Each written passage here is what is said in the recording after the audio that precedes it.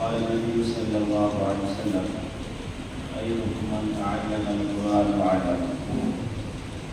اللہ کے نبی صلی اللہ علیہ وسلم ارشاد فرماتے ہیں ان میں سب سے بہتر وہ ہے جو قرآن پاک کو سیکھے اور سکھائے. میرے محترم بزرگ اور دوستوں، عوامین طلباء کرام، اساتذہ کرام، الحمدللہ آج آپ بچوں نے امتحان دیا. یہ امتحان آپ کے پورے سال کا نچوڑ ہے. ایک بات یاد رکھیں، نمبرات جو کچھ بھی آئے وہ آپ کی کمال کی ضمانت نہیں ہے. آپ کا فن، آپ کا علم جو ہے وہ آپ کے کمال ہونے کی ضمانت ہوتی ہے. بس اوقات کے نمبرات جو ہوتے ہیں وہ بھی حالات میں جانب اللہ ہوتا ہے. ممتحن لکھنا چاہتا ہے 25 لکھا جاتا 52. ممتحن لکھنا چاہتا ہے 27 کو لکھا جاتا 67. یہ جو ہے نمبرات کے اوپر آپ نہ جائیں، آپ اپنی محنت اور قد و کاوش کے اوپر جائیں. ایک بات ہمیشہ یاد رکھیں، یہ عربی کا مقولہ ہے، من جد کا وجد. جس نے محنت کیا، کوشش کیا، وہ کامیاب ہو گیا، اور جس نے محنت نہیں کیا، کوشش نہیں کیا، وہ کامیاب نہیں ہوا. آپ کے سامنے کھانا رکھا ہوا پلیٹ میں، آپ صبح سے شام تک فاتحہ پڑھتے رہے بیٹھ کر، ایک کھانا میرے منہ میں پہنچ جائے، کھانا میرے منہ میں پہنچ جائے. وہ کھانا آپ کے منہ میں پہنچے گا؟ نہیں پہنچے گا.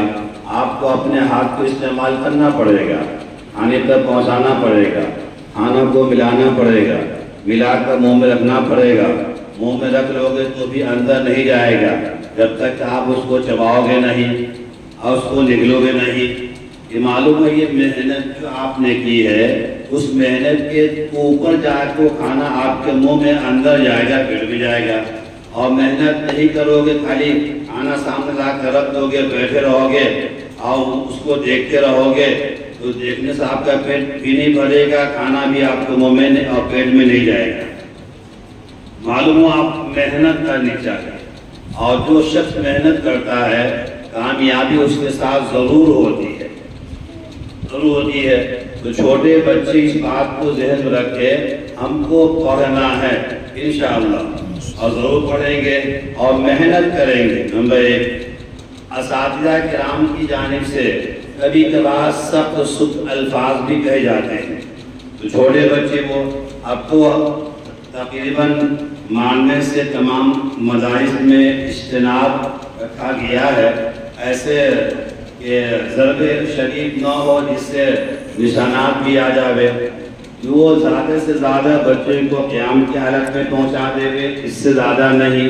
یا زبان سے سخت کہی جاوے، یا اپنے آنکھوں کو لال پیلا کر کے اس کو پہ اکتفا کر لیا جاوے. اور اس کو پہ اکتفا کرنے کے بعد اساتذہ بھی اپنے بچے کے لیے دعا کریں. جس کو آپ تنبیہ کر رہے ہیں، میں جملتاً ایک بات یاد کر دوں. میں اپنے درجہ حفظ کے زمانے میں بحث سے استاد کے جس بچے کی میں نے پٹائی کی، الحمدللہ وہ بچہ حافظ قرآن ہو گیا. جس بچے کو میں نے مارا وہ بچہ پائے تک نہیں تک پہنچا. وجہ کیا تھی؟ مارنے کے بعد میں اس بچے کے لیے دعا کرتا تھا. مارنے کے بعد اس بچے کے لیے میں دعا کرتا تھا، اے اللہ میں نے آپ کے اس بچے کی پٹائی کی ہے، ایسا نہ ہو کہ یہ بچہ میری پٹائی کی وجہ سے تعلیم سے کو موقوف کر دے، یا دورہ ہو جاوے، یا نامکمل رہے. مار تو دیا.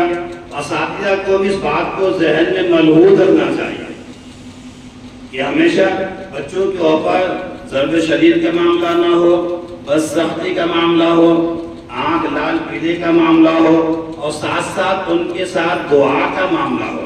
میں نے خود آزمایا، میں نے جس بچے کو مارا ہے الحمدللہ وہ پائے تک میں تک پہنچا. یہ بات یاد رکھے. نمبر 3، بڑے طلبہ جو ہے دیکھو، نمبرات سے احساس کمتری کا شکار نہیں ہونا. نمبرات سے ہے احساس کمتری کا شکار نہ ہو.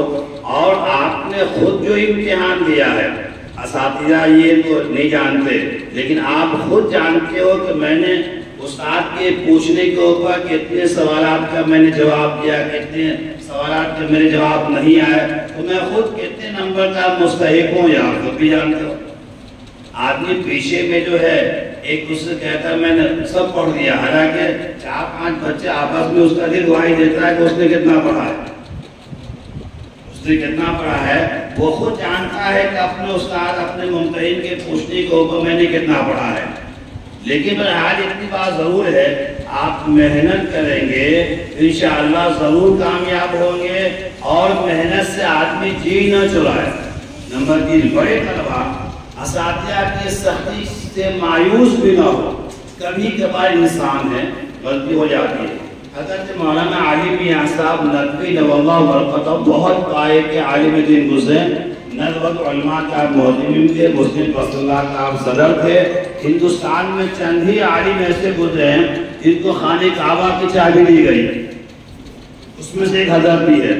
حضرت نے کیا لکھا ہے کہ میں سمجھتا ہوں کہ میری کامیابی کا راز ایک واقعے کی طرف آپ نے اشارہ فرمایا کہ زمانے طالب علمی میں ایک مرتبہ میں عشاء کے بعد مطالعے کے لیے بیٹھا ہوا تھا، ایک استاد آئے، دردے نازے کے بلا وجہ آنے کے ساتھ ڈائریکٹ مجھ کو مارنا پیٹنا شروع کر دیے، بے تحاشا مارے۔ اس کے بعد میں خاموشی سے میں نے پیٹائی کھا لیا، کچھ نہیں کہا، میں نے کچھ نہیں کہا۔ پھر دوسرے دن انہی استاد آئے، بولے بیٹا مجھ سے غلطی ہو گئی، غصہ کسی اور کے اوپر تھا، آپ کے اوپر نکل گیا۔ اور حضرت استاد کے دل سے مایوسی تھی، اور بولے بیٹا مجھ سے ایسا چوک ہو گیا، میں دعا کرتا ہوں اللہ تم کو کامیابی عطا فرمائے۔ حضرت نے لکھا ہے میں یہ سمجھتا ہوں کہ میرے اسی استاد کی دعا کی بدولت اللہ نے مجھے اس مقام پر عطا فرمایا، یہ مقام دیا ہے۔ دوستو، بچوں، لہذا آپ محنت بھی کیجئے اور جد و جہد بھی کیجئے، ہمت بھی نہیں ہاریں اور لگے رہیں تو انشاءاللہ آپ کامیاب ہوں گے۔ جس نے اس دور میں ابھی آپ کے ہندوستان کا ایک نوجوان غیر مسلم طالب علم جج بنا، تقریباً 25 سال کی عمر اس کی رہی ہوگی، غالباً پنجاب یا کہیں کا تھا۔ وہ جملہ اس سے انٹرویو لیا گیا کہ آپ کی کامیابی کا راز کیا ہے۔ اس نے ایک جملے میں یہ بات کہا، میں نے اپنے آپ کو پڑھنے کی طرف مائل کیا، محنت کی طرف مائل کیا، اور میں نے موبائل نہیں رکھا، نہ میں نے موبائل دیکھا۔ یہ 10 سے 20 سال کا عرصے میں میں نے کبھی موبائل نہیں رکھا۔ ضرورت پڑتی تھی ہفتہ 10 دن پہ اپنے والدین کو فون کر لیتا، خیر پوچھ لیتا، اور بس اسی کو اکتفا کیا۔ آج تو سب سے بڑی خطرناک چیز چھوٹے سے بڑے طلباء کے درمیان میں موبائل کا ہے۔ موبائل میں گیم کا دیکھنا، اس میں تصویروں کا دیکھنا، اس میں کھیل کود کا دیکھنا، اس میں دیگر پروگرام کا دیکھنا، یہ سب چیز جو آتی ہے ذہن میں نقش کرتے رہتی ہے۔ آپ سو گے تو بھی آئے گا، پڑھو گے تو بھی آئے گا، استنجا کرنے جاؤ گے تو بھی گھومے گا، پخانہ کرنے جاؤ گے تو بھی گھومتے رہو گے۔ تو وہ جب چیزیں اس میں ذہن میں آپ کو گھومتے رہے گے، پڑھو گے کیا، اور وہ پھر آپ کو یاد کیسے ہوگا؟ جس نے اپنے آپ کو طالب علمی کی دور میں اس زمانے میں موبائل سے دور رکھا، یقیناً 100% اس طالب علم کے کامیاب ہونے کی گارنٹی ضمانت ہے۔ لہذا میں دعا کرتا ہوں اللہ تبارک و تعالیٰ آپ کو، آپ کے ادارے کو ہر طرح سے قبول فرمائے، ہر طرح کے شروع فتن سے حفاظت عطا فرمائے، ادارے کے تمام خدام کو، عاملین کو، آپ کے مہتمم صاحب کو خلوص نیت سے ہم سبھی کو کام کرنے کی توفیق عطا فرمائے، اور ہم سب کو دین دنیا دونوں کی طرف عطا فرمائے۔ وآخر دعوانا الحمدللہ رب العالمین۔